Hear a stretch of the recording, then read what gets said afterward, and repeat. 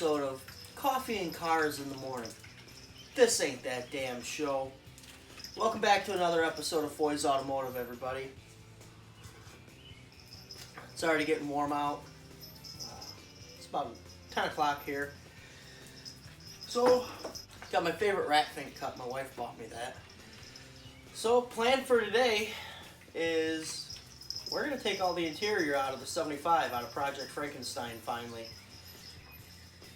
Want to get that all done. Want to see what I got to do with these floors. I'm really torn right now between buying the floors for that car or buying the 6.0 that I found for Betty for the 76, the 4-door. Because obviously you've seen the 5.3 we pulled out of the Lemans as junk. It's not even worth. I could buy another one for $500. Why am I going to put any money into this one? And it's an early motor. It's like a 2000, so it's not like it's the mythical Gen 3, Gen 4, whatever the crap is. But I found a 01 6.0 complete intake, accessories, everything. Guy wants $550 for it. Probably get it for $500. But the floors for the 75, about $500. The floors will always be there. This motor, not so much. Odds are within another week or so. I mean, 6.0s, if you guys have ever looked them up, the LQ4 motor, they go for anywhere, usually higher than 600. It's $800, $1,000 for one of those because everybody wants them.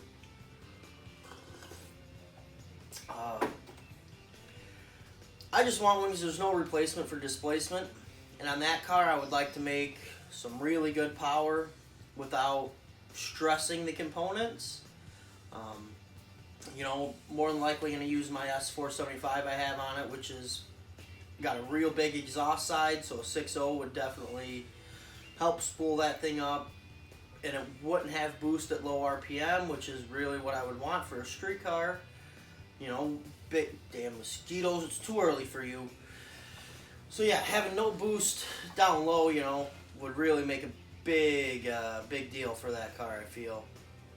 Because I want to be able to drive that thing everywhere, and if I want with a small turbo, yeah, it's going to be fun, it's going to be snappy, but that's not really what I'm looking for. Really only aiming in the 600 horse to the tire club, being realistic with this. You figure if you put one atmosphere, 14.5 pounds, 1 bar, whatever you want to call it, into the engine, you should double the horsepower. So most 6.0s will make about 400 to the crank, 430. I've seen a bunch of dyno tests I was reading where guys were testing them, and they were saying on an engine dyno they made 430 bone stock out of the junkyard onto the dyno. So if you even call that 400 when it's in the car at the crank, maybe you're making 300 to the tire, which is still really good when you consider that car makes 110 at the crank right now. So, I mean, what am I making to the tire? 50 horse or something, if I'm lucky. 80 horse. I'll tell you what, it ain't enough with water to break the tires loose.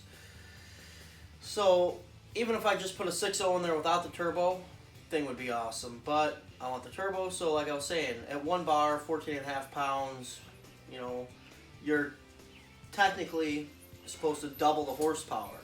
So if that thing made 400, it's going to make 800.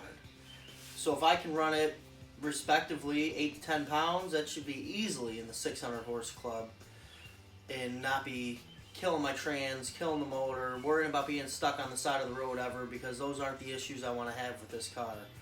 That's why I want to do the 4L80. I want everything bulletproof. I want this car to just turn the key, where do you want to drive to?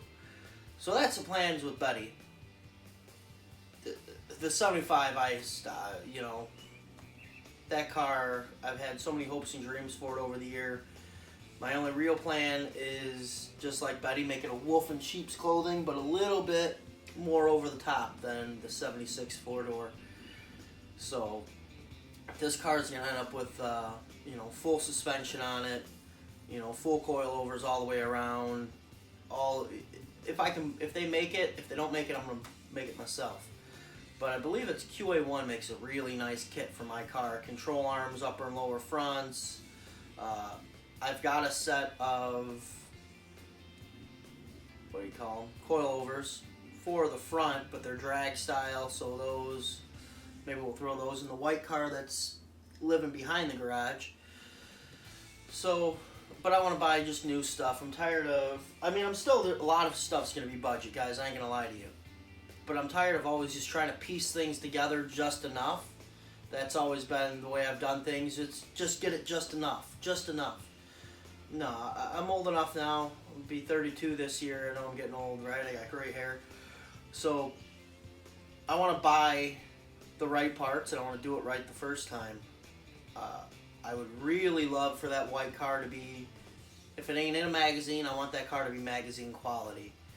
I want people, when they see that thing, if they never see the hood open, they would never have a second guess. But if they see the hood open, they're going to go, okay, wait a minute. Somebody spent some time here. This gray car, the 75 Frankenstein, it's just going to be over the top, over the top. I'm sure it's going to end up with an LS in it still, just because it's easier, make more power, less money. I've got a big block here in the corner. Just to buy the rotating assembly I want for that, that's $2,500 for a cheap version of a 496. That doesn't include heads that are going to make that motor, make even 496 matter. You know, you need a good set of heads. So I'd be 5 to 8 into that thing to make, you know, 800 horsepower on pump gas. When one of these, a couple $100 turbo, a couple $100 cam, and a couple $100 motor, and you're making that 5 to 800 horsepower like that. And if you blow up a motor, it ain't the end of the world. You blow up that big block, now we got to find another block. It's going to cost me all kinds of money because that's a nice 4-bolt main block. I'm pretty sure everything in this household, besides the Fords we currently have, everything will be LS swap the world. So I know I've been rambling here for a little while, guys. Bear with me. We're going to get to working on Frankenstein here very shortly. So, thanks for hanging out, guys. I think they weigh 8,000 pounds, I think is what they weigh. You know, you got to use your car straps to keep them open because they don't want to stay open today. And word from the wise, don't try using a bungee cord, and don't stand about here when you're using the bungee cord because the bungee cord lets go because the door's too heavy, and almost took out my junk. So, yeah, that's how nasty it is in here. Like I said, this car has been sitting since 2008, and it basically became a storage unit for what is essentially mostly garbage. So we're gonna get to cleaning all this out, see how bad these floors look, which I know are gonna be really bad. You might see me cry on camera. Probably going to throw away majority of these seats. The other seat is an original seat, so I'll probably keep for the frame. This seat's out of a Camaro, and look how rusty that is there. Hopefully that bolt comes out. I have a feeling we'll be cutting that off. This thing just, I don't understand kind of the way and how this aluminum ate itself. You know, it's like it was just corroding, like it was sitting in salt water or something. I mean, all this I'm going to have to rebuild. That shouldn't be like that. So, we'll get to it here in just a second. Well, just go to pick up the back seat. I guess it's fair to say I've had some mice living in here for probably quite a while. Don't look like they ate up the foam though, surprisingly. Guess we'll get it out and continue going. Just cleaning up all the garbage that's in here. Is attempt to get that seat out of there. Wish me luck. Off here, and there's literally nothing left, and it's basically not even bolted to anything anymore. Worst part, this rear one down inside there is a Torx, so I'm sure that's just gonna go swimmingly. You can see a hole through the floor. Really makes me sad how I let this car sit, but it's nobody's fault but my own. There's a seat. Sadly, there is lots of casualties falling out, but got the seat out of here. We're gonna jump over to the other side, take out all that garbage, take the seat out, then we can finally pull this carpet out. How about we do a little archaeology here? These keys have been sitting here so long that the ring has basically rusted off of them. I don't even know what the hell that was.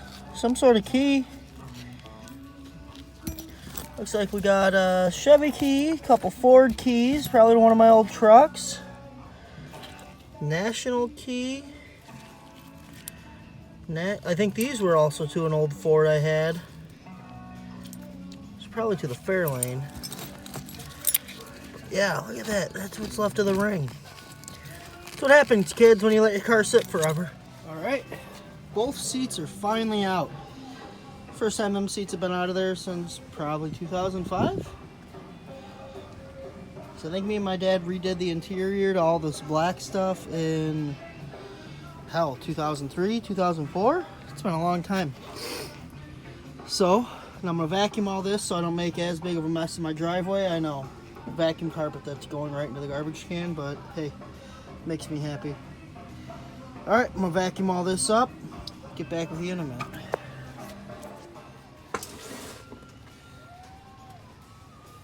As you can see, the seats are out. It's vacuumed. Thing almost looks like it's ready for the shows. I know, guys. Chill out. It ain't gonna make it to no show today. So I guess no time better than to start ripping this stuff out. I wanted you guys to see what I see at the same time. So I haven't lifted any of this rug up. As you can see, it's still, seatbelts are still in the damn thing. I'm just gonna try to rip the carpet off around them. Here we go.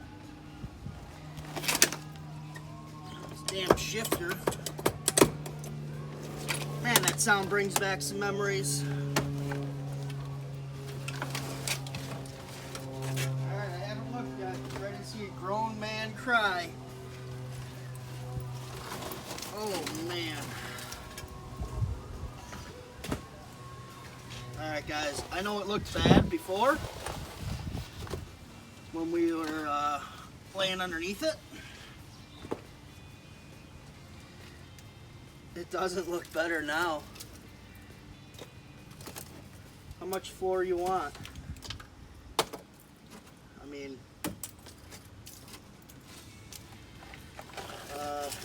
this driver's side is bad.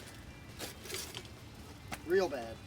Let's see if we can rip all this up. Probably should have a mask on, huh? Of all people, I should know better. But I don't think I have a mask here, so we're roughing it. Ah! What's it look like? Don't tell me. Oh, well. Still got the sound deadening. Guess we can rip that out. And yep. Hey, that brace is still kind of good where the seatbelt goes. That's a good sign, right?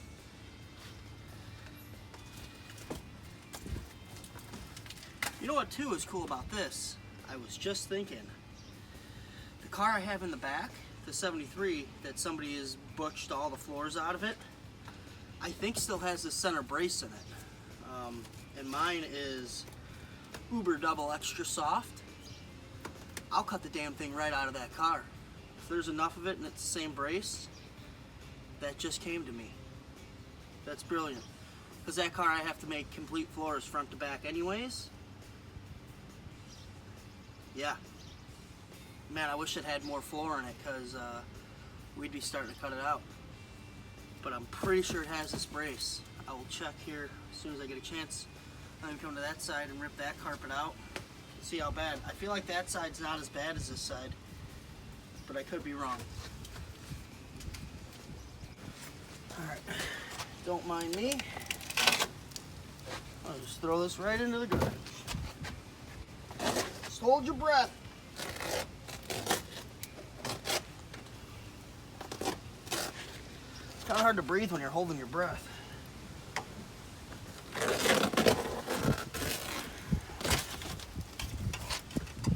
Oh, ripped up my body by Fisher guy on this side. This one was pretty destroyed also. So we're gonna need to find a new set of those. I said I really want to go buy this other car I found. My wife is not feeling it. $400. I can buy the complete car, no motor, no trans, with a title. The floors are bad in it also, but I was figuring these braces would be probably in better shape than mine. At least it was a complete car. This one sat semi-open. Holy mess. Man, I should have kept the gloves on. My hands were just soaked in sweat.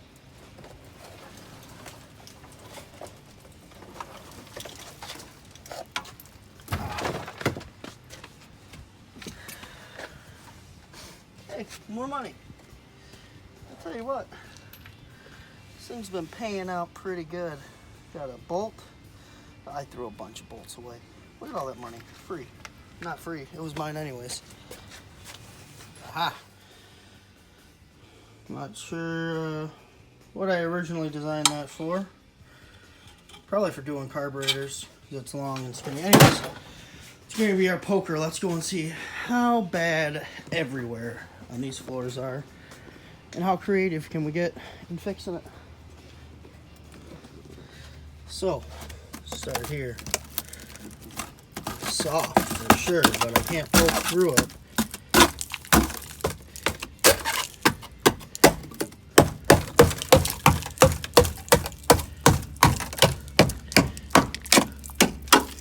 Yes, this is a very technical way of finding rust. Get you something sharp. You know what's cool? This body must be double, triple extra galvanized, because that's solid. I mean, it's a thick, well, that's quite a bit thicker. Or is it? Yeah, it can't be the frame. It's attached to the body. Let's see how far. Oh, what the hell. Sorry, guys. Let's see how far we can poke around here. That seems okay.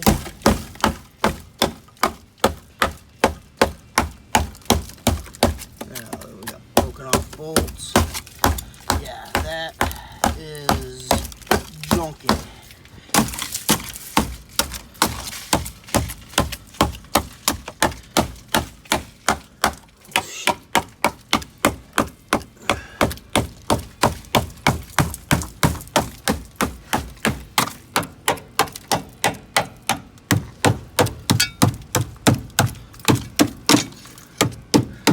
This here, same thing. This rail is actually pretty damn solid. These things. So let's see.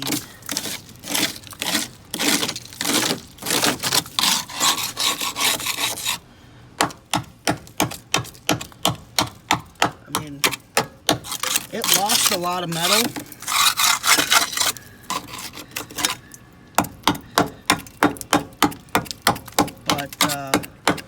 Still not poking through. That's the portion of the body where the floor actually mounts to. So, let's see, we got another one of these nasty things. Whew. So let's see the damage underneath. How much rust? Holy hell, boys and girls.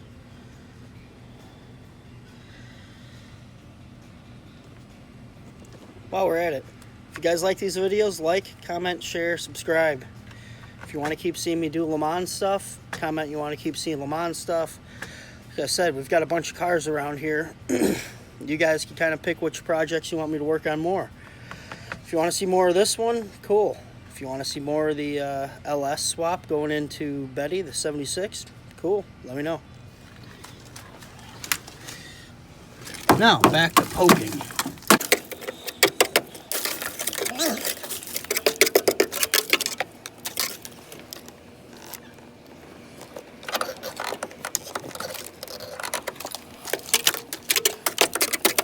Problem that I think you run into, I'm not sure, because the floor that I was looking at, that one that you buy for $500, I think only comes up I need to just get all this crap cleaned out. And let me clean this out. Something like that.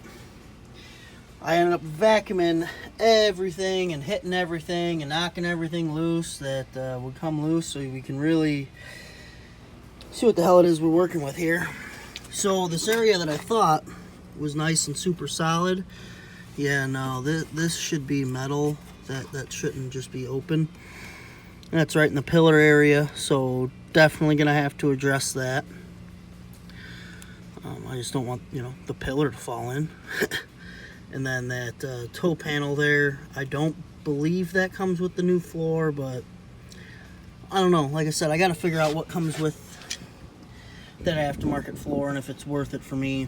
If it doesn't come up high enough on the sides and I'm making stuff anyways, you know, looking at this thing, especially if this cross brace here is good in that other car. I mean, hell, it's a flat panel. And then there's, you know, this brace goes on to stiffen the floor. That's one seat mount.